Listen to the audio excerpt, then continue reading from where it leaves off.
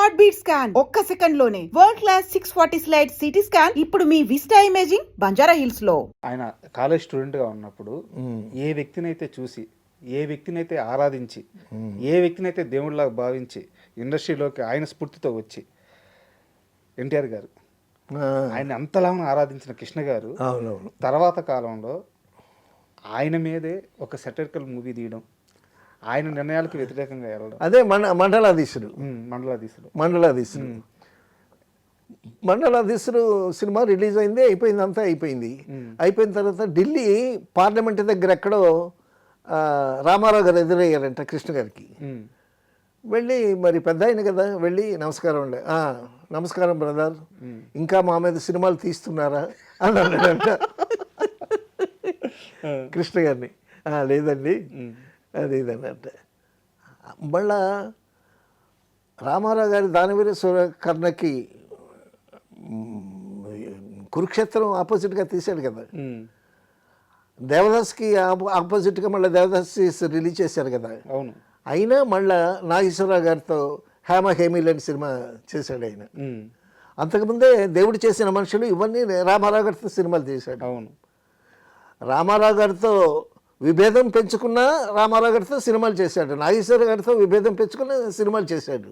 So ఇక్కడ ఏంటంటే ఇండస్ట్రీలో ఆయనకి శత్రువులు అంటూ లేరు. ఆయనకి ఒక మంచి సినిమా చేయాలి, దేవదాస్ గొప్ప కళాఖండం, దాన్ని మళ్ళీ రీమేక్ చేద్దాం, ఒక ప్రయత్నం చేద్దాం. తర్వాత నేను విన్నది ఏంటంటే టెక్నికల్గా బిఎస్ఆర్ స్వామి గారు, విజయ నిర్మల గారు చాలా కష్టపడి చేశారు ఆ సినిమా. అదే చూసిన వాళ్ళు అంత ఫ్లాప్ కాదు, అది ఒక మాదిరిగా ఆడిందని అన్నారు. అయితే ఆ దేవదాసు వేసినటువంటి ముద్ర దాని ముందు ఇది నిలబడలేకపోయింది. Correct sir. ఇంకోటి ఏంటంటే ఇందాక మనం మాట్లాడుకున్నప్పుడు దానవీర సూరకర్ణ గురించి మాట్లాడుకున్నాం, కురుక్షేత్రం గురించి మాట్లాడుకున్నాం. నిజానికి కురుక్షేత్రం కూడా చాలా అద్భుతమైన టెక్నికల్గా అప్పట్లో చాలా ప్రోగ్రెసివ్గా ఉంటుంది కురుక్షేత్రం. అయితే ఆ కురుక్షేత్రానికి దానవీర సూరకర్ణకి ఉన్న ఒకే ఒక్క తేడా ఏంటంటే ఆ కొండవీటి వెంకటకవుడు ఆయన డైలాగ్స్. అవునవును. ఆ డైలాగ్స్కి ఎన్టీఆర్ గారి విశ్వరూపం బయటపడిపోయింది. అవునవునవును. ఇక్కడ ఏంటంటే ఆ ఫోర్స్ లేదు. ఆచార్య దేవ ఏమంటివి అసలు రికార్డ్సే వచ్చాయి కదండి ఆ డైలాగులు. ఎన్టీ రామారావు గారి డైలాగులు రికార్డులు వచ్చాయి. మనం నడిచి వెళ్ళిపోతుంటే ఆ రికార్డు ఎక్కడన్నా వినిపిస్తే ఆగి విని వెళ్ళేవాళ్ళు. అంత అద్భుతంగా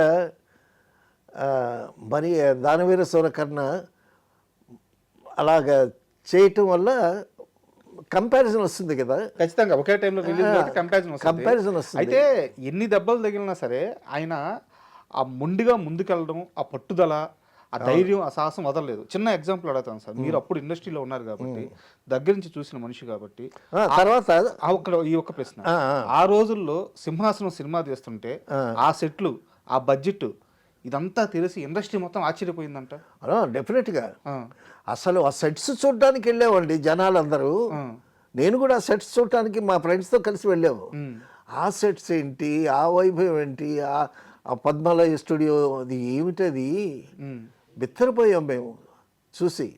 తర్వాత చెప్పడం మర్చాను మీతో, కృష్ణ గారు ఒక పని చేసే ముందు కొన్ని అభిప్రాయాలు తెలుసుకుంటారు. అది చిన్న పెద్ద అని తేడా లేకుండా అభిప్రాయాలు తెలుసుకుంటారు. ఒకసారి కృష్ణ గారు షూటింగ్ జరుగుతూ ఉంది, ఆయనేమో బయట ఫ్లోర్ బయట చెట్టు కింద కూర్చున్నాడు. నేను ఎవరో ఆర్టిస్ట్ని పిలవటానికి వెళ్ళాను. వెళితే ఏమండి అని అంటే గౌరవంగా మాట్లాడతాడు ఆయన. ఏంటి సార్ అన్న, శోభన్ బాబు కృష్ణుడు వేస్తే ఎలా ఉంటుంది అని అడిగాడు. నేను హడావిడిలో శోభన్ బాబు కృష్ణుడా అని వెళ్ళిపోయా. రామారావు గారు కృష్ణుడు, రాముడు, వాటి నుంచి మనం బయటికి రాలేకపోయాం అప్పటికి. సో ఆ దృష్టితో శోభన్ బాబు కృష్ణుడు అని అనిపించింది. మరి శోభన్ బాబు గారి చేత కృష్ణుడు వేషం వేయించారు, చక్కగా ఉన్నాడు ఆయన.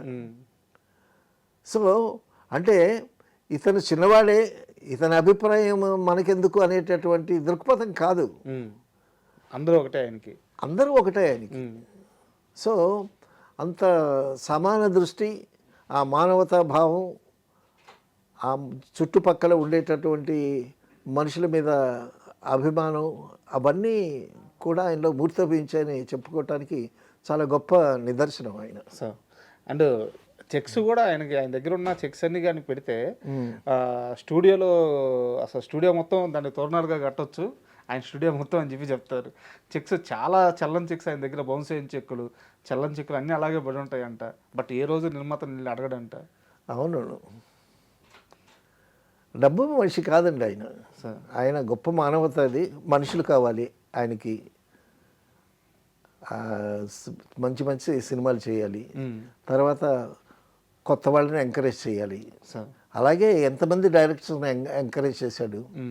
తర్వాత ఎన్ శంకర్ ఆయన ఒక కథ చెప్పి వెళ్ళిపోయాడు. ఎన్కౌంటర్ అని ఒక కథ చెప్పి వెళ్ళిపోయాడు. వెళ్ళిపోయిన తర్వాత ఎప్పుడో ఆ ఎన్ శంకర్ ఒక కథ చెప్పాడు, అది బాగుంది, అతన్ని పిలవండి అని అతన్ని డైరెక్షన్ ఛాన్స్ ఇచ్చి అతని చేత సినిమా చేయించాడు ఆయన. అలా ఆయన డైరెక్టర్ అయ్యాడు. అలా ఆయన డైరెక్టర్ అయ్యాడు. సో ఆ విధంగా ఎంతమంది డైరెక్టర్లు, ఎంతమంది కెమెరామెన్లు, ఎంతమంది ఆర్టిస్టులు. విజయ నిర్మల గారు డైరెక్షన్ చేస్తాను అని అంటే, నువ్వు ఇప్పుడిప్పుడే హీరోయిన్గా సెటిల్ అవుతున్నావు, ఇంకా కొన్నాళ్ళు అయిన తర్వాత చెయ్యి ఇంకా అనుభవిస్తుంది నీకు అని చెప్పి ఆయన్ని ఆపారు. ఆపితే ఆవిడ ఆగారు. తర్వాత ఎప్పుడో మీనా అనేటటువంటి నవల అద్భుతమైన తీశారు, అవును, చాలా చక్కగా వచ్చింది. సో ఆయన బాగుంటూ చుట్టుపక్కల ఉండేటటువంటి వాళ్ళు బాగుండాలని కోరుకునేటటువంటి గొప్ప మనసున్న మంచి మనిషి. సార్ నిజంగా చాలా థ్యాంక్ యూ. ఎందుకంటే కృష్ణ గారి గురించి, ఆయన నిర్ణయాల గురించి, ఆయన సాహసం గురించి, ఆయన కష్టపడే తత్వం గురించి ఎన్నిసార్లు విన్నా మనసు అలా పులకించిపోతూ ఉంటుంది. ఒక మంచి రోజున మంచి విషయాలు తెలియజేశారు. నిజంగా thank you very much sir. Thank you. And for more videos, please subscribe to iDream channel. Subscribe to iDream Media. Please subscribe to iDream. Please subscribe to iDream. Please subscribe iDream. And please subscribe to iDream. For more videos, subscribe to iDream. please like, share and subscribe to the channel. Congratulations, iDream. Subscribe to iDream. Subscribe to iDream. So subscribe to iDream Media. iDream team అందరికి huge congratulations. Please subscribe iDream Media. Please subscribe to iDream. Subscribe iDream. Please subscribe to iDream. iDream అంటే నా కళల ఛానల్ను subscribe చేసుకున్న నోరు తిరుగుతలేదు, మీరైతే గంట గుర్తు కొట్టండి. For more such videos, please subscribe to iDream. Subscribe to iDream. Please subscribe to iDream. Please subscribe iDream Media. Please do subscribe to iDream. Please subscribe to iDream Media. For best entertainment and information, please subscribe iDream. And don't forget to subscribe to iDream.